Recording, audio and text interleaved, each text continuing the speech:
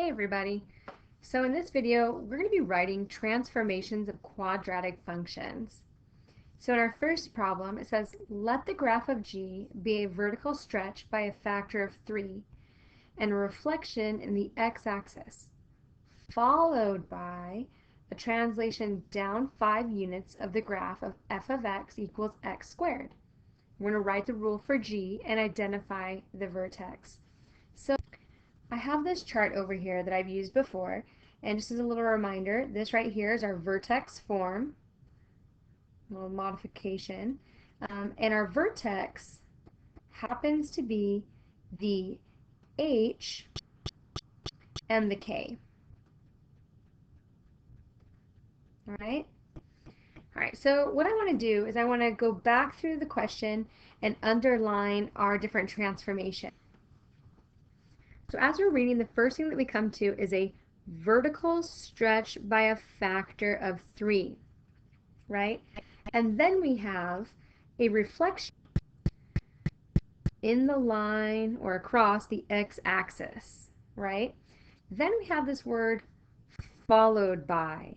Now, the followed by means that we're going to have a second step of things to do, okay? So in the second step, it says that we're going to be going down 5 units, all from our parent function, right? So before we can write the rule for g, that's where we want to finish, right? So we're going to start with f, and we want to end with g, but we have this followed by. So because there's this followed by, this second thing, right, that means that we have to have kind of like an in-between so that we can get to g for that second step, okay?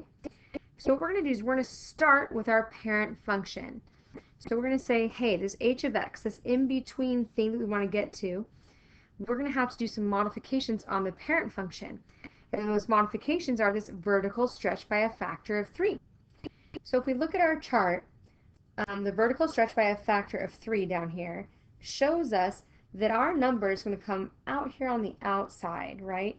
So we're going to have 3 times our parent function, which is f of x. Okay, 3 times that. And then it says that there's a reflection in the x-axis. So a reflection, here's our reflections, and the x-axis shows it on the outside. So we actually want that out here with our 3. Okay, so what that means is that we are going to take this negative 3, right, and we're going to multiply by our entire equation. Now remember that our f of x is our parent function, right? And so here we have our parent function right there. Okay, so we're going to plug that in, x squared. And so now when we go to multiply that, we see that we actually just have negative 3x squared. And now we're ready for our followed by, right? We're going to do our followed by here. So we're going to take the h of x. So in order to get the g of x, we're going to do something to the h of x, and that something is our down 5 units, okay? So if we come over to our table and we look to see what is down, let's move some of this stuff, right? If we look for down, down is a vertical translation, and it says that we're going to have something on this back, the back of our equation, okay, and it's going to be a -1. So we're going to put our equation, we're not going to do anything with it, our h of x, because that's where we just came from, and then we're going to go ahead and move it down 5 units. So down means minus, and it's a 5. So we're going to go ahead here and write our h of x, which was negative 3x squared. And then it says to take that and subtract 5. And then if we look at that, there's nothing to combine. And so our final answer, our g of x, is going to be negative 3x squared minus 5. And we've just written our function, okay? So we also need, though, our vertex. It asked us to find the vertex. So we're going to look at G, and we're going to go, what's in the H's spot and what's in the K's spot? So remember that our H is the number on the inside with the X, right? On the inside with the X. But if we look here, we don't have anything. So our H value is just going to be a 0. Right? Now our K value is this number here in the back. Okay, this number there in the back. It's our up and down movement, which we do have. We have a -5. So we're going to put a -5 there. And so now we see we've also found our vertex, and so now that problem is finished. And we're ready to take a look at the second problem underneath it. So our second problem, our problem right here, okay, it tells us that we're going to let the graph of G be a translation 4 units to the right and 3 units up, followed by a reflection in the y-axis of the graph f of x equals x squared. And then we're going to write the rule for G. Okay, so we're going to go back through that and underline our transformations. So we see that we're going to go 4 units to the right, and then 3 units up, and then we've got that followed by again. And then it says there's going to be a reflection in the y-axis. Don't mind that typo. All right, so now we know that we're going to have one of those h's again. We're going to have to start at F, go to H, and then finish at G again. And we know that because it says followed by. Okay? All right, so let's go ahead and let's set up for our H, and we know we're going to be doing something to our parent function, right? It says 4 units to the right. And if we look over our table, right means we're going to be putting something on the inside, right? On the inside. If we want it to be to the right, then we're going to be putting a minus sign in there. So we're going to have our F, and then inside with our X, we're going to put -4, right? And then it says we're going to go 3 units up. And that's going to be one of our vertical translations. And so it's going to be on the outside in the K spot, and up tells us that we're going to be using a plus sign. So +3.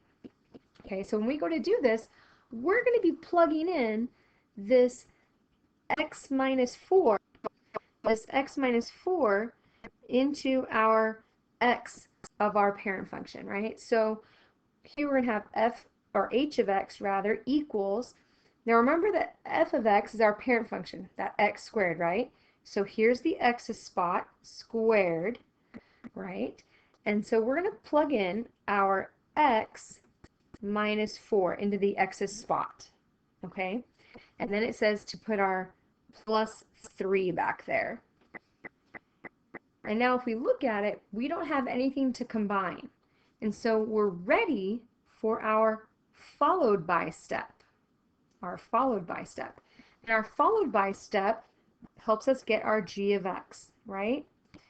And we're going to do something to the h of x. And it says reflect in the y-axis. So if we look at our table and we're reflecting, okay, the y-axis tells us that our negative sign is going to go on the inside where the x is. All right, so that means that we're going to take our h and we're going to put a negative x in where the normal x is. Okay, so what we're going to do now is we're going to write down our h of x. And our h of x was x minus 4 quantity squared plus 3. Except we don't just want it to be a normal x right here, right? We said that we were going to take that x, right? We were going to take that x and we were going to make it a negative x. So right here, we're going to put down our negative, or reflect across the y-axis, x, okay? Now, this is the place where we could stay and say, hey, that's our answer, okay? But it just so happens that because we have a negative there, this can actually be rewritten a little bit, okay? So I'm just going to give us some more room here. And I can rewrite this, and I can pull out that negative because I can factor it out, because both the x and the 4 have a negative sign. So I'm going to go ahead and take that negative sign out, okay? I'm going to factor it out. Let me do that. And so that leaves me with an x plus 4 quantity squared, right? Plus 3. So it's kind of like I factored out a -1, right? Okay.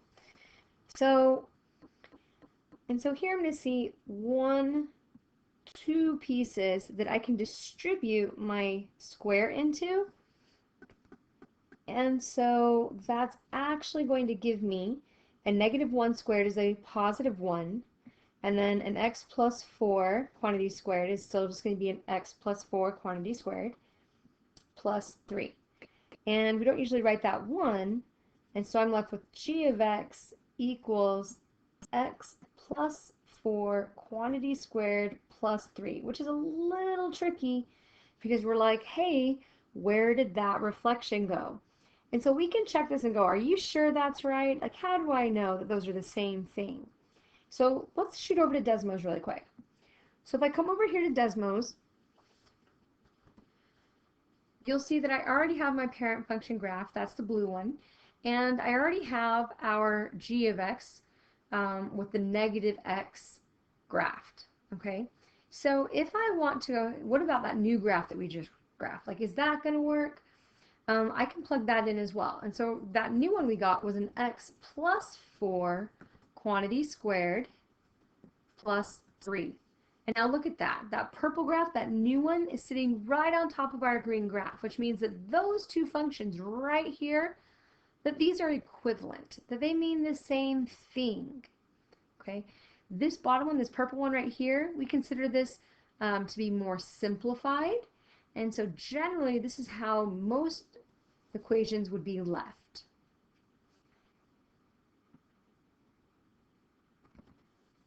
And so we see that we have written a rule for g in this case.